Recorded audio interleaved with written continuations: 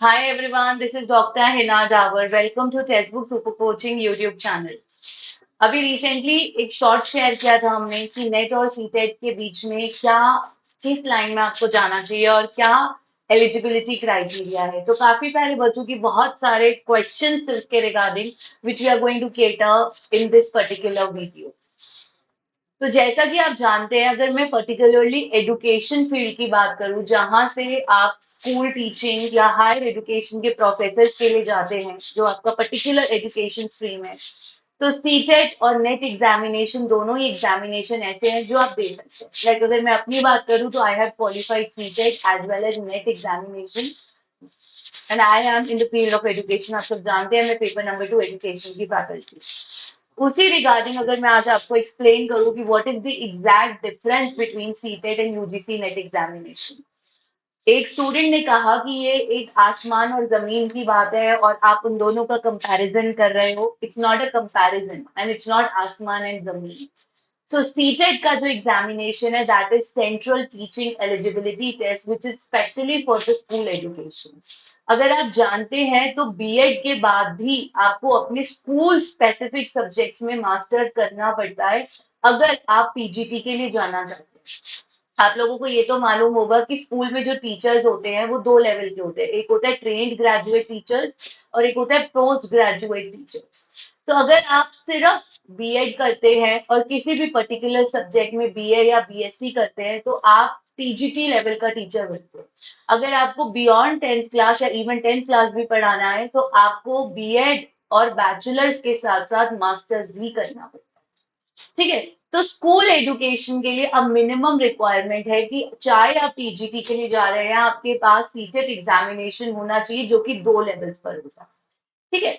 अब आने वाले टाइम में CTET will be at all 4 levels as per the NEP new course curriculum structure 5+3+3+4 जिस पर अभी काम चल रहा है। रही बात, मान लीजिए कि आपके पास मास्टर्स भी है और आपने बीएड भी किया है और बैचलर तो ऑब्वियसली है ही। तो अगर आपका मूड चेंज हो जाएगा और आप हायर एजुकेशन की तरफ मूव करना चाहेंगे, ऐसी स्थिति में आपके लिए यूजीसी नेट एग्जामिनेशन को देना इंपॉर्टेंट हो जाएगा। तो ऐसा नहीं है कि आप अगर सीटेट में जा रहे हैं तो उसके बाद यूजीसी नेट के दरवाजे बंद हो जाते, ऐसा नहीं है।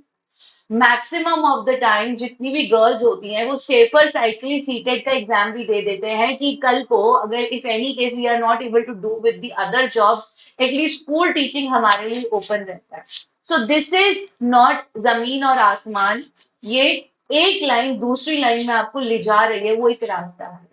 इवन अगर आप देखेंगे कि अगर आपको स्कूल में प्रिंसिपल वाइस प्रिंसिपल बनना है तो आपके पास स्कूल एक्सपीरियंसेस के साथ साथ अगर यूजीसी नेट रहता है तो आपको एक एज भी मिलता है।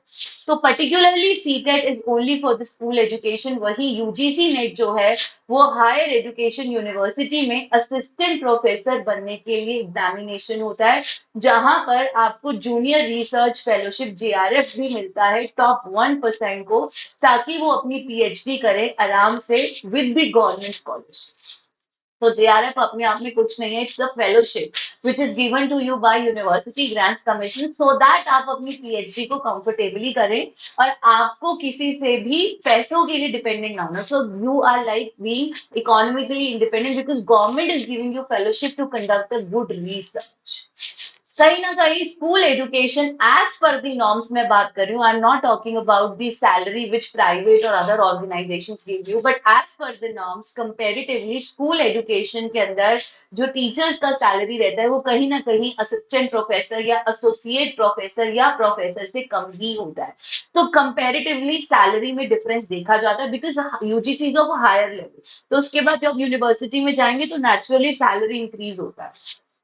यहाँ पर सीटेट का एग्जाम देने के लिए जो मिनिमम एलिजिबिलिटी है that is bachelor of education. आपके पास अपनी एक बैचलर डिग्री के अलावा बीएड भी होना चाहिए फॉर सीटेट, क्योंकि बीएड आपका बिना बैचलर्स के अब तक नहीं होता था। वो अलग बात है कि अब 4 इयर्स का आईटीपी आ गए तो उसके बाद आप प्रिपेयर कर सकते हैं। वहीं यूजीसी नेट का minimal eligibility criteria is your masters degree.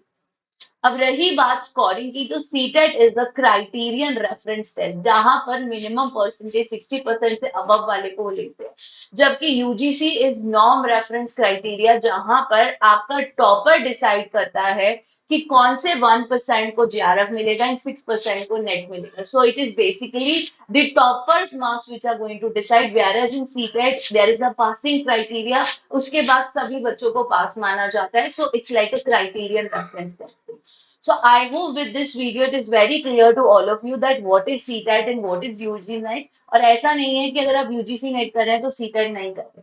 कहीं भी अगर आपका 1% इंक्लिनेशन स्कूल एजुकेशन की तरफ है या आप कल को स्कूल एजुकेशन में भी गवर्नमेंट जॉब सीख कर रहे हैं, then make sure you do crack your CTET as well. But अगर आपका स्कूल एजुकेशन में जाने का जरा भी इच्छा है, अगर नहीं है, your aim is fixed that I have to be an assistant professor or a research assistant, or I want to work as a content or SME in the field of higher education, then I would say you not to go for CTET. So you have to decide your priorities first. तो ऐसा नहीं है, CTET की line से भी आप UGC में जा सकते हैं. It's an boon for you. ठीक है, बाकी choice is all yours. I hope this video is useful for you. In any case अगर अभी भी आपके मन में कोई सवाल जवाब रहता है तो आप @डॉक्टर हिना टेलीग्राम पर मुझे मैसेज कर सकते हो. I revert back to you. Education by doctor Hina Telegram group पे मेरे साथ कनेक्ट कर सकते हो. So I'll clear all your doubts. Thank you everyone for joining in. May God bless you with all the happiness. Take care. Bye bye.